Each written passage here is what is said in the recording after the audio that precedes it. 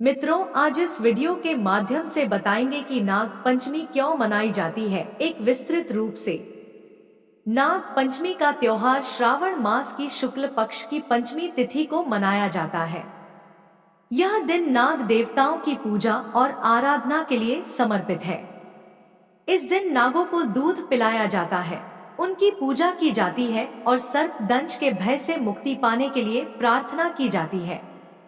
नाग पंचमी के पीछे कई पौराणिक कथाएं प्रचलित हैं, जिनमें से कुछ प्रमुख और विस्तृत कथाएं यहाँ दी गई हैं।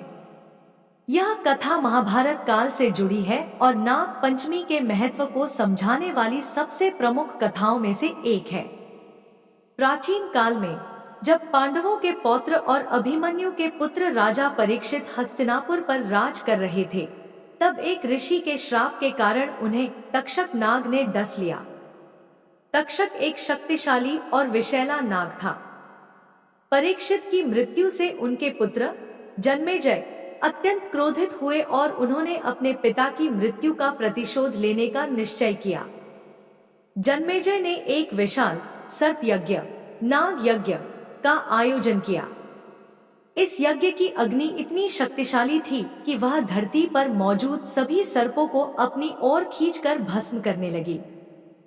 छोटे बड़े विषैले विषैले सभी प्रकार के नाग यज्ञ कुंड में आकर गिरने लगे और जलने लगे। नागों की कई पीढ़ियां इस यज्ञ में समाप्त होने लगी। नागलोक में हाहाकार मच गया। जब तक्षक नाग की बारी आई तो वह भयभीत होकर देवराज इंद्र की शरण में चला गया।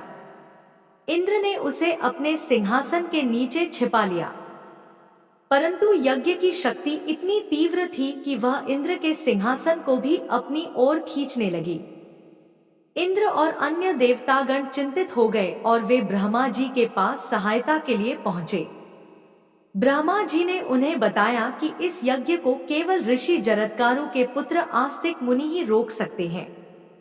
आस्तिक मुनि एक महान तपस्वी और विद्वान थे और उन्हें यह वरदान प्राप्त था कि वे नागों के वंश की रक्षा करेंगे।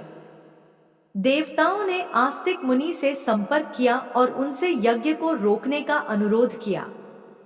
आस्तिक मुनि राजा जन्मेजय के दरबार में पहुंचे। उन्होंने अपनी ज्ञानपूर्ण बातों और मधुर स्तुतियों से जन्मेजय को प्रसन्न किया। जब जन्मेजय ने उन्हें वर मांगने को कहा तो आस्तिक मुनि ने यज्ञ को रोकने और शेष बचे नागों के जीवन की रक्षा का वरदान मांगा। जन्मेजय अपने वचन से बंधे हुए अंततः यज्ञ को रोकने के लिए सहमत हो गए। जिस दिन यह यज्ञ रुका और नागों को जीवन दान मिला, वह श्रावण मास की शुक्ल पक्ष की पंचमी तिथि थी। इस दिन नागों को अग्नि की गर्मी से राहत मिली और उन्हें पुनर्जीवन मिला। तभी से यह दिन नाग पंचमी के रूप में मनाया जाने लगा। इस दिन नागों को दूध पिलाया जाता है और उनकी पूजा की जाती है ताकि वे शांत रहें और किसी को हानि न पहुंचाए। माना जाता है कि इस दिन नागों की पूजा करने से सर्प दंश का भय दूर होता है और परिवार में सुख शांति आती है। तो दोस्तों, अगर यह कथा अच्छी लगी हो तो वीडियो को लाइक और चैनल को सब्सक्राइब कर दें